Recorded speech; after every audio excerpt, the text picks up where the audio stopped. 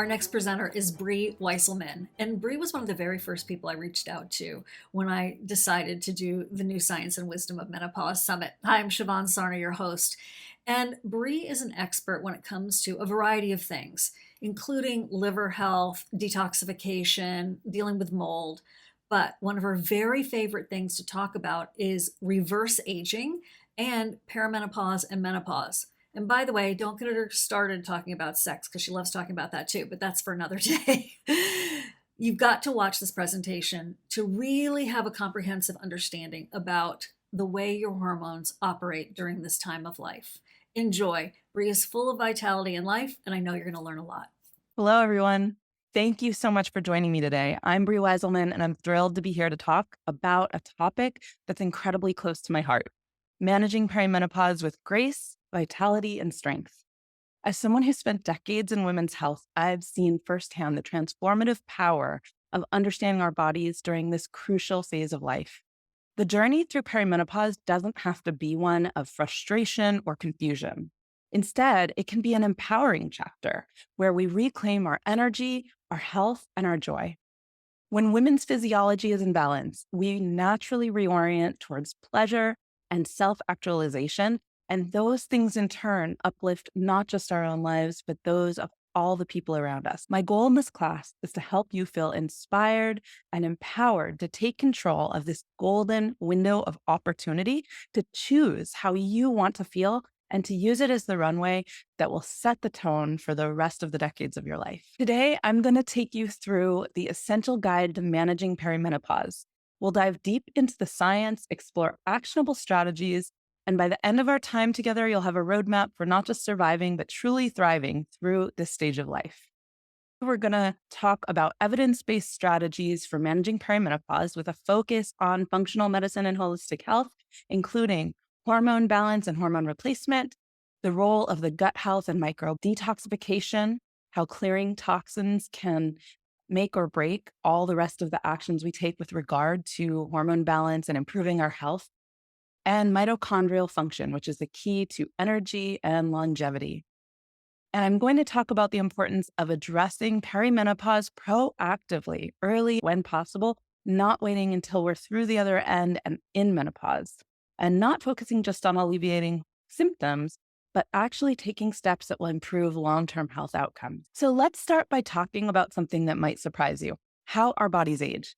According to groundbreaking research from Stanford University, there are two critical phases where our bodies age more rapidly: at age 44 and at age 60, precisely.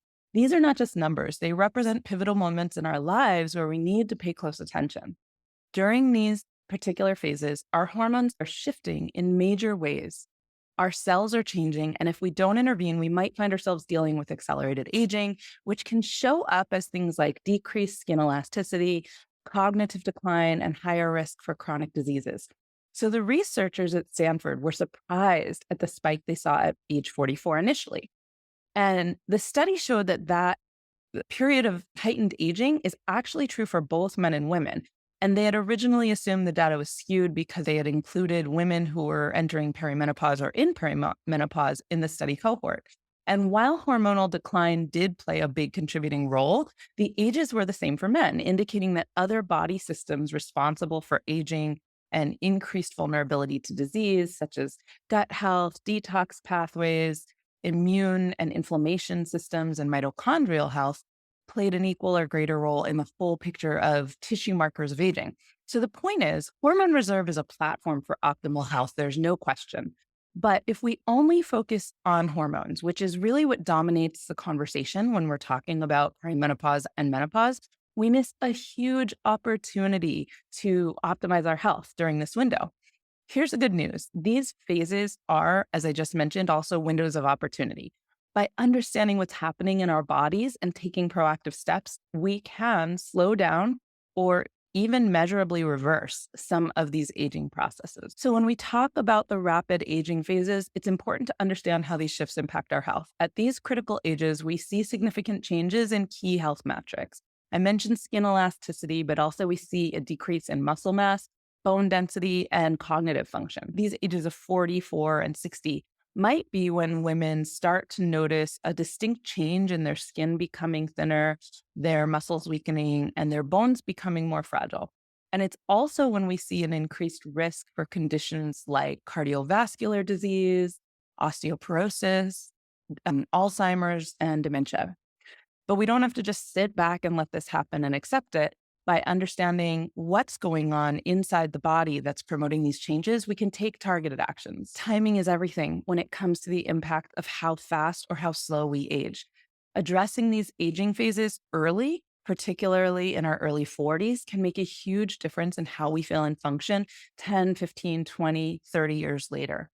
This isn't just about managing symptoms, it's about laying the foundation for long term health and well being. And it's about more than just living longer, it's about living better. So let's talk about the role of hormone replacement therapy. This is a hot topic right now. It is definitely one of the most powerful tools we have for managing perimenopause and beyond. I want to talk about a major study that came out this year. It was published in early April. We refer to it as the 10 million women menopause study. And it was a pivotal piece of research that showed just how beneficial HRT can really be and really put to bed a lot of the fears and hype around hormone therapy. Now, let's talk about one of the most powerful tools we have for managing perimenopause and beyond. Hormone replacement therapy. It is a retrospective study on 10 million women who were on estrogen therapy who are also over the age of 65. This is the largest study of its kind. It was run by our own government health agencies, so it's very mainstream, very much run in the US, very public, and therefore accepted as credible widely. And it is also the most recent and up to date publication, being that it was published in April. So this study looked at how estrogen therapies and other hormone therapies affected specific targets. So the researchers were looking at longevity. They were looking at the risk of 5 types of cancer: breast, ovarian, uterine, lung, and colorectal. And they were looking at the risk of severe cardiovascular or heart disease issues or cognitive issues. The most notable finding was that the use of estrogen therapy in women beyond the age of 65 was associated with a significant 19% reduction in mortality from any cause, meaning that women who do choose to use hormone replacement therapy not only live longer than their contemporaries who do not, but they also live healthier lives. That's a huge finding. That's almost 20 increase. Estrogen therapy was also associated with a significant reduction in the risk of breast cancer, lung cancer, colorectal cancer, ovarian, and endometrial cancers. And this was every form of estrogen, even non-bioidentical. Another finding was that the greater risk of colorectal and lung cancer were seen among women with lower levels of estrogen because they had had their ovaries removed as part of a hysterectomy, as compared with women who had a hysterectomy but only had removed their uterus. They left their ovaries intact. So there was a 79% increase in colorectal cancer and lung cancer, 26% in the women who did not have their ovaries. And that supports the finding that estrogen therapy, or the presence of estrogen, helps protect against these two cancers. Now, progesterone, when used alone, was associated with a 10% reduction in breast cancer risk, but progestin, which is a synthetic form of a hormone that is used like progesterone in things like birth control, increased the risk by 21%. Estrogen replacement was also associated with reduced risk of 4 cardiovascular conditions, so congestive heart failure and acute heart attacks and strokes, as well as a dramatically reduced risk of dementia. So the bottom line and the take home here is that hormone replacement therapy is more than just a way to manage hot flashes or night sweats. And this is why it should be considered a cornerstone of our long-term health planning. By supporting our hormone levels, we can protect our bones, our heart, our brain, and ensure that our tissues remain more healthy and functional, and that we enjoy a higher quality of life for years to come. Now, one of the biggest concerns that many of us have during perimenopause is weight management. It feels like no matter what we do, the weight just kind of creeps up, especially around the middle. So here's where HRT can really help. Research shows that hormone replacement can prevent weight gain and improve body composition by reducing abdominal fat and by helping us to maintain muscle mass. This is key because muscle mass is not just about looking toned, it's about keeping our metabolism humming and our energy levels high. Now, hormone replacement was shown to support insulin sensitivity. And that's something we want because when we become less sensitive to our insulin, that will promote weight gain and contribute to metabolic slowdown. So, if you're struggling with stubborn weight gain, HRT might be an important part of the solution. Let's dive a little deeper into insulin sensitivity because it's a critical factor in how our bodies manage energy and store fat. Insulin is our fat storage hormone. When we consume more carbohydrate than our body can utilize right in the moment, what happens is that that extra glucose goes to the liver to be converted into a storage form of energy that we call fat. And then it's put away into the cells to be used or recruited later when we don't have immediately available glucose in the blood and we need energy. And then we liberate it and convert it back into the usable form. So, estrogen and progesterone play significant roles in how our bodies respond to insulin. When these hormones are balanced, they keep our insulin sensitivity in check, meaning our bodies respond to the insulin we make and can efficiently use glucose or carbohydrate for energy rather than storing it as fat. But as these hormone levels fluctuate during perimenopause, insulin sensitivity can decline, leading to weight gain, fatigue, and an increased risk of type 2 diabetes. And in fact, this will happen to every single one of us as our hormones get lower. Now, this is another place where HRT can come in. In studies, it's shown to help stabilize these hormone levels and also improve insulin sensitivity and support better metabolic health. Now, I want to talk about a hormone that doesn't get as much airtime as estrogen and progesterone, but is equally important: DHEA. Now, DHEA is a precursor to both estrogen and testosterone, and it plays a critical role in our overall health and longevity. This is a hormone that is made in our adrenal glands, and during perimenopause, as we age, our DHEA levels are also declining. This can lead to reduced immune functioning, decreased energy levels, and an increased risk of chronic diseases. Studies show that DHEA supplementation can help support longevity, enhance immune response, and improve quality of life during perimenopause and menopause. DHEA's role in hormone balance is significant. As a precursor to both estrogen and testosterone, DHEA helps maintain the delicate balance of these hormones, which is essential for managing symptoms like fatigue, depression, and lowering libido. Supplementing with DHEA can be an effective way to support hormone balance during perimenopause, especially for those who are experiencing significant declines in energy and overall well being. Restoring DHEA levels can help us improve not just our hormone health, but also just our resilience as we age. That said, it's important to work with a healthcare provider who understands how to work with DHEA supplementation to ensure it's tailored to your needs, because too much can also come with its own challenges and side effects. I often get asked, okay, so do we just run tests on hormones to know where our hormones are at and what we need to start replacing when? And while testing can give us a data point, there's a couple of reasons why testing can be really misleading, and this is why when we're talking about implementing hormone therapy, why we must listen to women. So the symptoms and what a woman's experiencing and how they impact her life are critical. We cannot just rely on labs. Let me explain. There's a whole bunch of reasons why testing isn't always accurate. The first is that our hormones in perimenopause fluctuate wildly. So, in the first phase of perimenopause, our progesterone and DHEA are starting to decline. And then as we move forward through our perimenopausal years, our estrogens start to go on a roller coaster. A lot of people refer to this as puberty in reverse because it looks like exactly what's happening when we're in our teens and we're trying to start to regulate that cyclical estrogen fluctuation from one month to the next to establish a period. But now it's going in reverse. So it feels really similar, very erratic. We can have really low estrogen one week, and then the next week it could be a spike. And this continues to happen through the perimenopausal window. So you might run a test on a day when your estrogen looks high, but in truth, there's going to be periods of the month where you're going to have a mixed pattern of both high and low, uh, very close to each other. Now, the other main reason why testing isn't always accurate is because there's no way for us commercially to test how our hormone receptor sites are working. And the action of hormones on the tissues in the body, so the hormone result we feel, is a combination of how much hormone is available. So, how much are we producing, as well as is that hormone being taken up into the receptor sites in the tissues? Because if it's not getting into the receptor sites, we can have all the estrogen in the world or all the progesterone in the world, but we're still going to feel like we don't have enough. So there's a lot of reasons why we can have a certain level of hormones, but receptor sites that are underactive. Receptor sites depend heavily on certain nutrients as cofactors to take the hormones up into their receptor sites.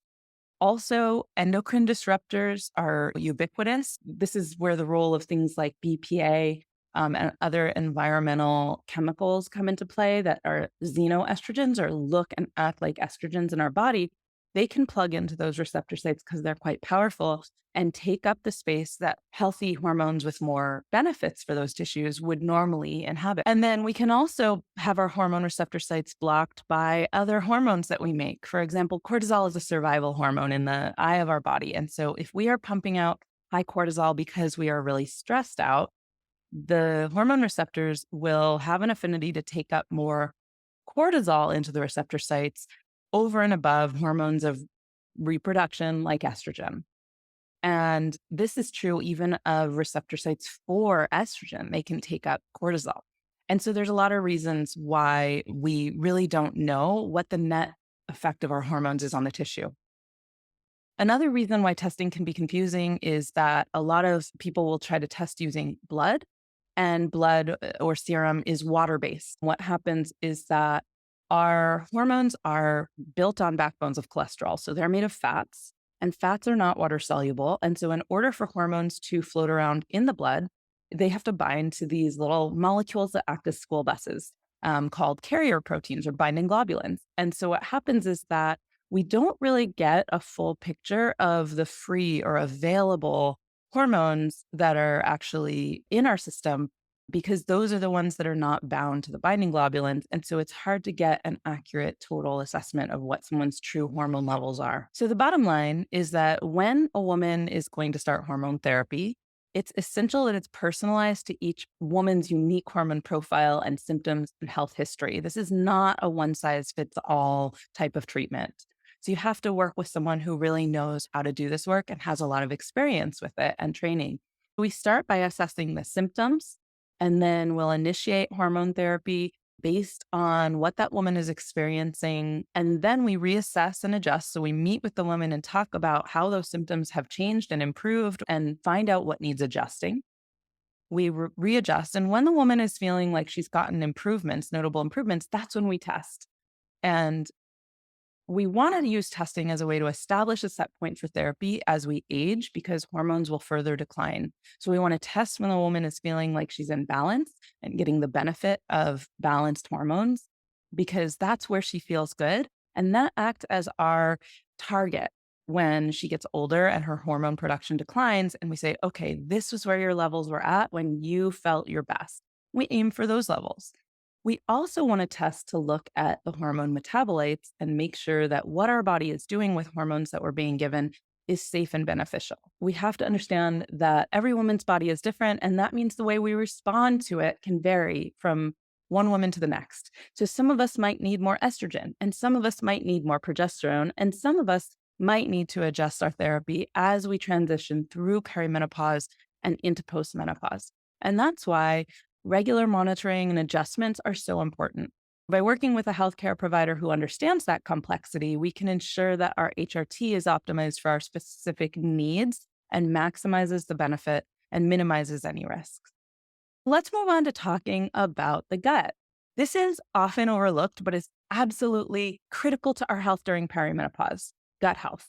The microbiome is a complex system of bacteria that plays a crucial role in regulating hormones, inflammation, metabolism, and overall health.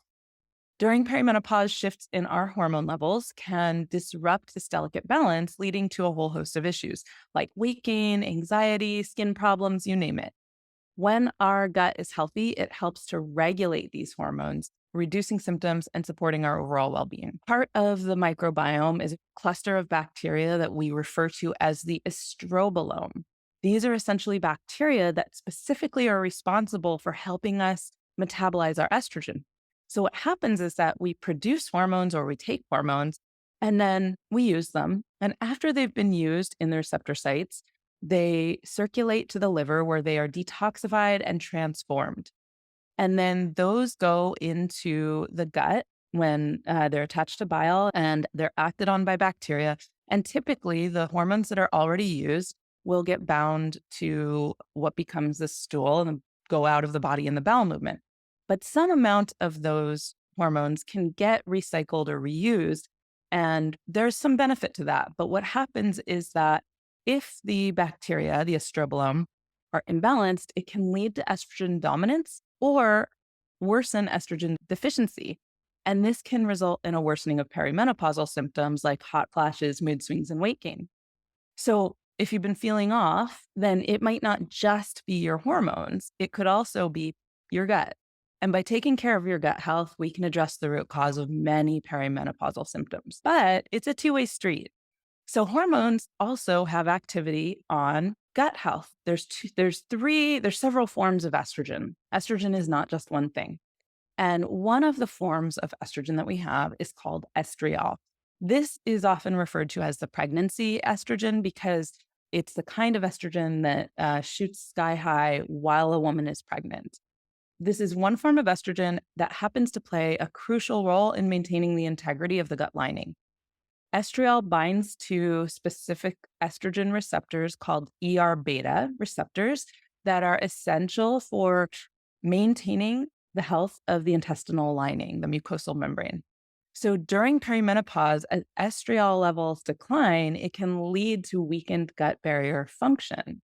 And that can result in leaky gut, where toxins, pathogens, and undigested food proteins can pass through the gut lining, triggering inflammation and immune response that can contribute to digestive symptoms and also systemic inflammation. Estrogen also influences gut motility, which is how quickly or slowly things move through the GI tract. And it also affects the balance of the gut bacteria that can live there.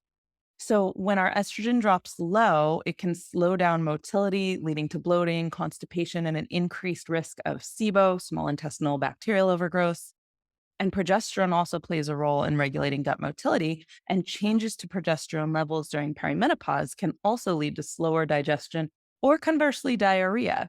A lot of women not in perimenopause will relate to that in that they sometimes notice subtle bowel changes during different stages of their menstrual cycle, either before their period or when they get their period. So, the bottom line is that a healthy balance of both of these hormones is necessary to keep the gut moving at an optimal pace and also to maintain the structure and integrity of the intestinal tissue. As women enter perimenopause, then what happens is those hormone fluctuations and progressive decline of hormone, especially estriol and progesterone in the earlier phases, can lead to dysregulated gut motility and gut lining health and cause bloating, constipation, diarrhea, and increased gut permeability or leaky gut. These changes are compounded by increased inflammation and oxidative stress due to the loss of estrogen's protective effects against those things as we get further into perimenopause. Now, interestingly, our gut health can also strongly impact how our skin ages. So there's a powerful connection between the gut and the skin. And when our gut is healthy, it produces metabolites that support skin hydration, elasticity, and barrier function, helping us maintain a youthful appearance. In fact, in one study, researchers used a very specific group of probiotics and were able to detect that within 12 weeks, with no other changes than the women taking these probiotics, there was a reversal of wrinkle depth, 50%. So, when our gut is out of balance, it can lead to increased inflammation and oxidative stress. And menopause itself is actually considered to be inflammatory. This can accelerate skin aging and cause wrinkles, sagging, and dullness. So, if you're noticing changes in your skin, while hormones clearly will play a role, it might be time to take a closer look at your gut health as well. Another key role of the gut is managing inflammation, which is a major driver of aging and chronic disease in general. When our gut is out of balance, it can lead to increased systemic inflammation, which shows up as joint pain, skin issues, even fatigue. By addressing gut inflammation, we can reduce systemic inflammation, It's a powerful reminder that our gut health is truly the foundation of our overall well being, and that does not change in menopause. Let's shift gears and talk about detoxification and the health of the liver and how that impacts perimenopause. The liver is responsible for metabolizing and eliminating excess hormones, toxins, and waste products, which makes it crucial for maintaining hormone balance. Liver volume, blood flow, and function can decrease by about 1% per year after we turn 40. Our liver's potential capacity for regenerating itself also can go down during menopause. During perimenopause, our detox capacity can become compromised, leading to symptoms like fatigue, weight gain, and hormone imbalances. A lot of women will notice that where they used to be able to have maybe a glass of wine or two at dinner one night, now if they do that, they might wake up feeling like they got hit by a bus. And that directly relates to this decrease in detox capacity. So it's essential to support our liver's detox pathways to ensure it is functioning optimally and helping us maintain balance. You can support liver with nutrient rich foods, green leafies, brassica vegetables, antioxidants, amino acids, which come from the proteins that we eat. So, adequate protein, supplements, and proper hydration. And in my group program, we test both for gut pathogens, which can be a source of toxins, and leaky gut, and liver detox pathways and toxic burden, and then make sure we measurably change those things if they need to be addressed. The way the body detoxifies our estrogens plays a big role in our risk of breast cancer. Hormones themselves do not cause cancer, but how we handle our hormones can definitely increase and decrease our risk. And this is important to understand. This is a little bit more complicated. I'll break it down. So we have several kinds of estrogen: E1 or estrone, E2 or estradiol, and E3 estriol. These need to be processed and metabolized through the liver. Some of the metabolite pathways, we call them phase one estrogen metabolites, include different forms of estrogen: 2 hydroxy, 4 hydroxy, and 16 hydroxy. And some of these forms have potential to be more DNA damaging than others. For example, we know that the 2 hydroxy metabolites cause less DNA damage, and those tend to be the ones that we want to encourage. The 16 hydroxy metabolites may have a slightly increased capacity to promote tissue proliferation, but it can also have benefits in maintaining bone tissue, leading to improved bone mineral density. So we do want some of those metabolites. The 4 hydroxy metabolite also has the potential to cause DNA damage if it's not completely detoxified. So that one's the most concerning if we see it getting high. When DNA gets damaged, it disrupts cellular signaling and the body's ability to repair itself and stop abnormal cell growth. So it's not just estrogens that cause this, it would be any form of oxidative stress. We do see in research that there is a strong correlation between increased 4 hydroxy metabolites and breast cancer risk. In fact, that metabolite, 4 hydroxyestrogen, was found to be significantly increased in the urine samples of patients with breast cancer as compared to healthy control patients who did not have breast cancer. And out of assessing all of the risk factors, this one was identified as being the most important risk factor for breast cancer. So definitely we want to focus on these liver pathways. And in fact, this is something we easily measure and then can work on correcting if it's out of balance. Now, I can't talk about detox without talking about phase 3 detox, which is actually the role that our intestines play. And this is why we always hear about including fiber, right? So fiber from vegetables, fiber from flaxseed. This is because we want to keep everything moving in the gut. We want productive stools and digestive regularities. And we need those fibers to bind to the toxins we've cleared and carry them out of the body, in particular the estrogens that have been detoxified. With strong phase 3 detox or strong intestinal detox, estrogens can stay trapped in the body. These can be reabsorbed and recirculate, increasing the total amount of estrogen in circulation and creating estrogen dominance, and also overburdening the liver because of the increasing amount of estrogen that then needs to be detoxified. Supporting detox doesn't have to be complicated. Simple dietary changes like making sure you're hitting fiber intake, aim for 35 grams or better per day, consuming cruciferous vegetables like broccoli and cauliflower and kale and Brussels sprouts, reducing exposure to environmental toxins by making sure to filter our water with high quality filters and avoid plastics for food containers, chemical cleaning products. That can make a huge difference. In addition, having certain nutrients like B vitamins, magnesium, and antioxidants as supplements are crucial for supporting the liver's detox processes. We can incorporate these into our diets by focusing on foods that contain them, and that can help our body clear out excess hormones and toxins, reducing symptoms and protecting our health. Some of the things that are on this list are common everyday foods. So, rosemary, dim, and sulforaphane, which are from brassica vegetables, but can also be taken as supplements, and isoflavones, which are compounds found in foods like organic, non GMO soybeans, like in tofu or edamame. And those help to increase that 2 hydroxy form of estrogen and help lower the 4 hydroxy 16 hydroxy. The other thing is that we want to make sure methylation is working. Methylation is dependent on an enzyme that relies on sufficient cofactors like SAMe, vitamin B6, B12, folate, and magnesium to function optimally. So we want those good leafy greens and other sources of these B vitamins. Sometimes supplementing can help. Phase 2 detox also requires adequacy of glutathione, which is our body's master antioxidant. And I think of like our fountain of youth. All of these pathways have a high demand for amino acids. We get our amino acids from protein. We can't detoxify without enough available protein because it supplies the amino acids required to run those detox pathways. Probably my favorite thing to get into is muscle mass because we cannot take this in a supplement bottle. And it's so critical in maintaining healthy metabolism as we age. Now, muscle tissue is metabolically active, meaning that it burns more calories at rest compared to fat tissue. But as we get older, we naturally lose muscle mass, which can slow down our metabolism and make it harder to manage our weight.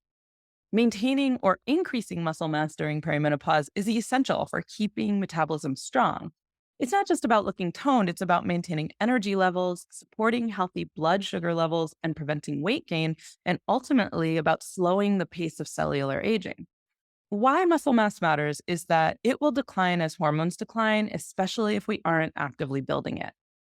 It provides that metabolic boost. It prevents fat accumulation. This has to do with the fact that muscle tissue has more insulin receptors on it than other tissue. It also is essential for maintaining vitality because when you build muscle or maintain muscle, you build mitochondria. The majority of our mitochondria are found on muscle. And that is because mitochondria's main job is to make ATP or cellular energy, and muscles are the biggest user of ATP. So the more muscle you have, the more mitochondria you make or keep. And the more mitochondria you keep, the more energy and the more tissue repair you have, and your tissues stay younger. Studies show that resistance training is actually one of the most powerful things you can do to maintain youthful skin. This may come as a surprise, but it does several key things that help skin stay more elastic and wrinkle free. Lifting weights increases dermal thickness and boosts a compound called dysglycan. It also enhances skin elasticity, reducing wrinkles, activates genes that keep our skin thicker and more resilient. And it also regulates a compound called TGF-B1 that maintains cell health and helps reduce our cancer risk. So if you're looking for a way to keep your skin more vibrant and useful, then it's definitely time to think about what's happening in the weight room. Resistance training isn't just about toning your muscles. It's a powerful tool to help your skin stay looking younger longer. There was a 16-week study conducted by researchers in Japan. They took 61 healthy middle-aged Japanese women who were previously sedentary, and then they had them lift weights. And they had another group do aerobic exercise. And they looked specifically at the impact on skin aging. So the results showed that both types of exercise improved skin elasticity and dermal structure and thickness, but resistance training was clearly more effective in increasing dermal thickness, which is the part that keeps the skin looking younger. If you're someone who's interested in health and longevity, you're probably already aware of the importance of antioxidants. But something you might not know is that resistance training is one of the most effective ways to combat aging and oxidative stress, and it doesn't come in a bottle. So here's the science behind it. Resistance training boosts something called SMYD1 expression that acts as a potent antioxidant, particularly in heart tissue and skin. It helps fight off reactive oxygen species, which are the harmful molecules that accelerate aging and damage your cells. Persistent oxidative stress is the major driver of age related disease, including heart disease, which is the leading cause of death in women. Resistance training reduces this oxidative stress. It helps to keep our telomeres longer. Telomeres are the protective caps at the end of our chromosomes in the DNA, and longer telomeres are associated with also having longer life and better health. Resistance training has been shown to extend the length of these telomeres by increasing the enzyme telomerase that helps to produce and maintain them. It also, as I mentioned, regulates that compound called TGFB1, which goes far for cancer prevention. Building and maintaining muscle mass is also key for improving insulin sensitivity. A lot of the issues we have in this country around insulin resistance and diabetes are not about having too much fat. They're about not having enough muscle. So, muscle tissue is a primary site for glucose uptake. And that means that the more muscle we have in our body composition, the better our bodies can manage blood sugar levels. Research shows that resistance training not only increases muscle mass, but also clearly enhances insulin sensitivity, reducing the risk of insulin resistance and type 2 diabetes, or even helping to reverse it. This is critical because during perimenopause, I mentioned that our hormone levels are declining, and this will cause a decline in our insulin sensitivity and an increased risk of metabolic syndrome and diabetes, even without changing anything about our diet. So, mitochondria play a central role in our metabolism. And what they do is they convert the food we eat into ATP, which is the energy currency of our cells. So, when mitochondria are functioning optimally, they efficiently burn fat and carbs for energy, keeping our metabolism strong. However, when mitochondrial function declines, which happens to all of us as we age, it can lead to reduced fat oxidation and increased fat storage, which can cause higher cholesterol levels and lower energy levels, all of which contribute to weight gain and fatigue. Fatigue is one of the most common complaints from women during perimenopause, and it's often linked to both muscle mass decline and mitochondrial function decline. When we're losing muscle mass and when our mitochondria are not functioning optimally, our energy levels can plummet. So, to combat that fatigue, it's critical that we engage in regular resistance training and possibly take steps to measure and rehab our mitochondria. And then some amount of aerobic activity is important, just walking, because we need oxygen to improve mitochondrial efficiency. Getting adequate sleep and then giving yourself proper recovery from workouts are also really critical for muscle repair and mitochondrial rehabbing. Sometimes mitochondria are damaged by toxins or oxidative stress to the point where these lifestyle steps alone won't help them recover. And in my program, we test markers of mitochondrial function and use protocols to strategically recondition the mitochondria or rebuild mitochondria as indicated on the labs. Estradiol plays a key role in regulating mitochondrial function and insulin action. When our estrogen declines, what happens is that mitochondrial function as well as the actual structure are compromised. Whereas when we have enough estrogen present, it's associated with lower oxidative stress, which is protective to the mitochondrial membrane. Muscle mass, mitochondrial function, and estrogen are all interlinked when it comes to promoting health and longevity. Estradiol plays a key role in regulating mitochondrial function and insulin action. It does this because the actual structure and function of the mitochondria are impaired when we're in an estrogen deficient state. Whereas when we have adequate estrogen, that's associated with lower rates of oxidative stress and protection to the mitochondrial membranes. When we have low estrogen, we also have a decreased capacity for our muscles to adapt and recover from exercise. And this can lead to a reduction of metabolic rate, increased abdominal weight gain or central weight gain, elevated cholesterol levels, and progression towards metabolic syndrome or diabetes. These shifts can also lead to non-alcoholic fatty liver disease or type 2 diabetes and increased our risk of cardiovascular disease. This is really important because women now spend 3 to 5 decades of our life in menopause, which means that without hormone replacement, we're in an estrogen deficient state, and especially estradiol. And women who do take estrogen replacement are more energetic. They have better glucose metabolism. They stop having hot flashes or don't get them. They have an easier time controlling their weight. They benefit from improved bone density and they have dramatically lower rates of cardiovascular disease. This is something that's so important and not talked about enough because women are very aware and very fearful of breast cancer. It's a big concern. Some of the statistics say 1 in 14 women will have breast cancer during their lives, and it might even be higher than that now. While we should certainly be concerned and taking steps to prevent that, most women are not dying from breast cancer now because of how advanced our strategies have become for treatment and then helping women prevent recurrence.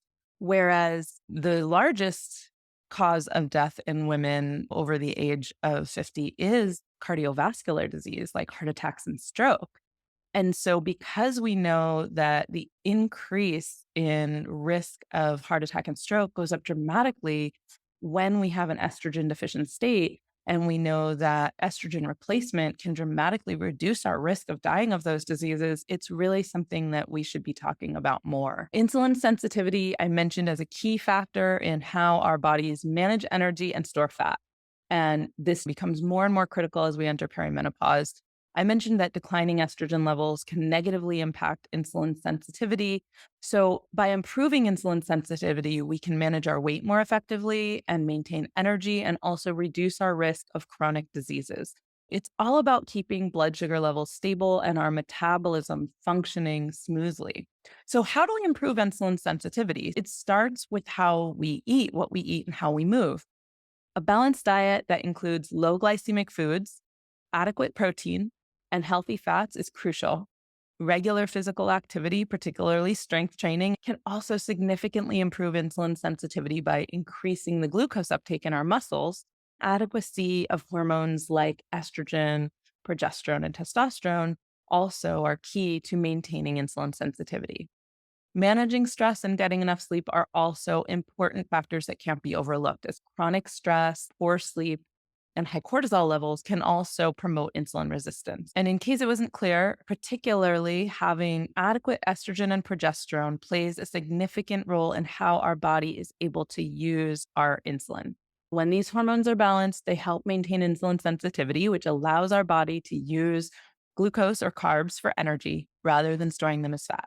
But during perimenopause, fluctuations in these hormones disrupt this balance, and that leads to lower insulin sensitivity, increased insulin resistance, and a tendency to store carbs we eat as fat, especially belly fat, rather than use them for energy. And this is where HRT can be incredibly beneficial to help stabilize and improve insulin sensitivity and support better metabolic health. So, protein is a critical nutrient for women, especially during perimenopause.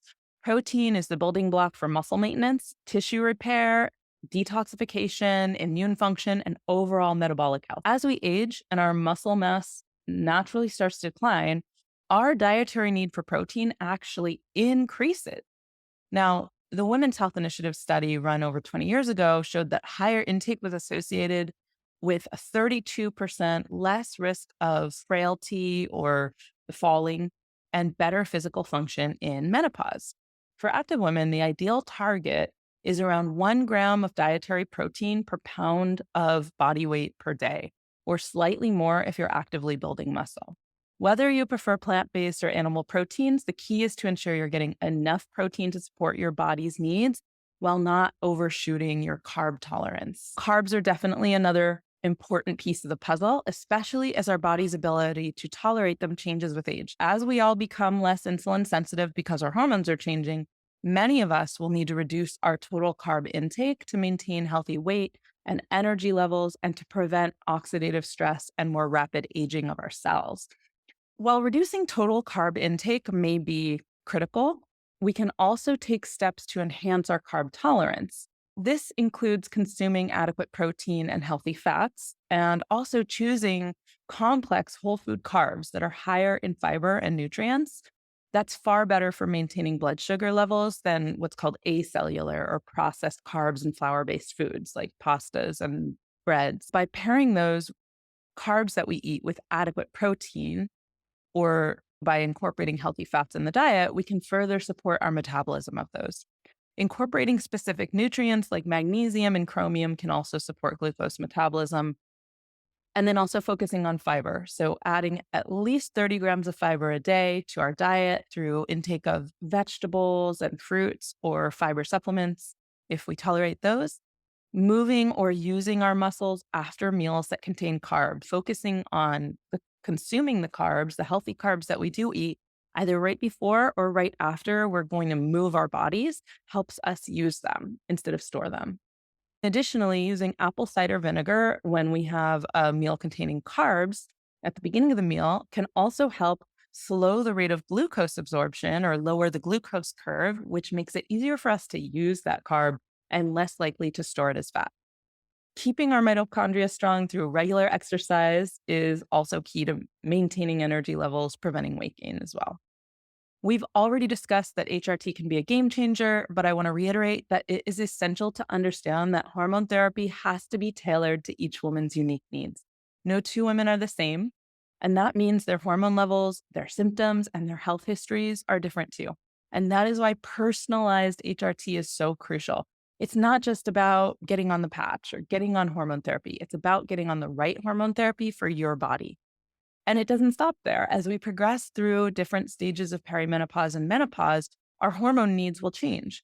So, regular monitoring and adjustments to ensure that HRT remains effective and continues to support our health as we age are necessary. Typically, what this should look like is symptom assessment, a prescription, reassessing symptoms and adjusting doses if needed, follow up testing, and then periodic adjustments from time to time after that. Let's recap the key points we covered today. We explored how aging phases impact our health. We explored the critical role of hormone replacement therapy, the importance of gut health, muscle mass, insulin sensitivity, and mitochondrial function, and also the powerful benefits of DHEA and why that hormone should also be included in our hormone replacement with other hormones such as progesterone, estrogen, and testosterone. These aren't just abstract concepts. They're actionable strategies that can make a profound difference in how we navigate the perimenopausal years and beyond. By taking a holistic approach that combines diet, exercise, personalized hormone therapy, and addressing gut and liver, we can not only manage our symptoms, but also enhance our overall well being and well span and play span. So, what's next? I encourage you to take what you've learned today and apply it to your life one step at a time, whether it's adjusting your diet in favor of hitting that protein goal or fiber goal, perhaps looking at your total carb intake and if even small adjustments might lead to better outcomes. Maybe it's incorporating strength training if you're not already, or exploring personalized hormone therapy. Each of the steps that we take brings you closer to feeling your best. If you're ready for more personalized guidance, I invite you to check out my Reverse Age Method program. That's your opportunity to work directly with me and my team to create a personally tailored plan that addresses your unique needs and goals and gives you a step-by-step template for exactly how to achieve those. Thank you so much for joining me today. I am truly honored to be part of your health journey, and I look forward to seeing all the amazing transformations that lie ahead. Before we close, I want to leave you with my contact info. If you have any questions or you're interested in learning more about the Reverse Age Method, please don't hesitate to reach out. You can contact me via the contact form at my website. You can also message me at my social media accounts. I'm very responsive there. If you follow me there on social media, you can get daily tips, inspiration, and updates on the latest research.